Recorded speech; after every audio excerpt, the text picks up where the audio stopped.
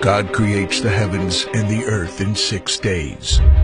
He makes Adam and Eve, who spend their days with God until they give in to temptation by eating from a forbidden tree. Sin enters the world, and things get so bad that God floods the earth and starts over with Noah and his family. Years later, God calls Abraham to follow him with the promise to make Abraham the father of a great nation.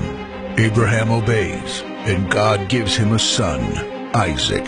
Isaac's son Jacob has 12 sons. Joseph, Jacob's favorite, becomes second in command of Egypt. God uses him to save his entire family and Egypt from starvation. Hundreds of years later, the Israelites are slaves in Egypt. Moses is called to lead the Israelites out of slavery. Joshua takes over after Moses and leads the people into the promised land. After Joshua, God raises up judges, temporary military leaders like Deborah, Gideon, and Samson, who protect and fight for God's people. The people tire of this leadership, and they call for a king. God gives Israel King Saul, King David, and then King Solomon. But it's all downhill from here. The people rebel. The kingdom of Israel is divided, and everyone turns their back on God. Prophets like Elijah, Isaiah, Micah, and Jeremiah warn that if people don't repent of their sins, there will be consequences. But the people ignore their warnings. The divided kingdoms are conquered, and God's people face captivity in foreign lands.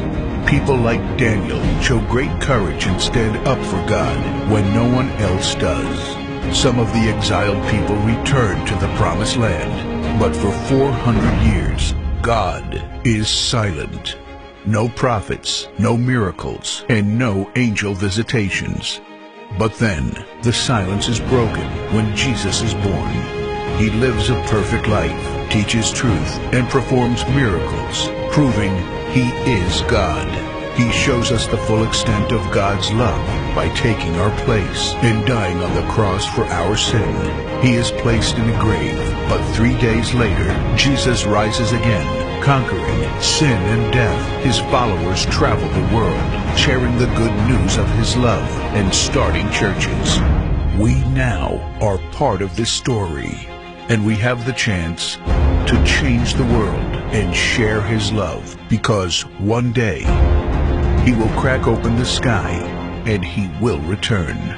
It's the greatest story ever told.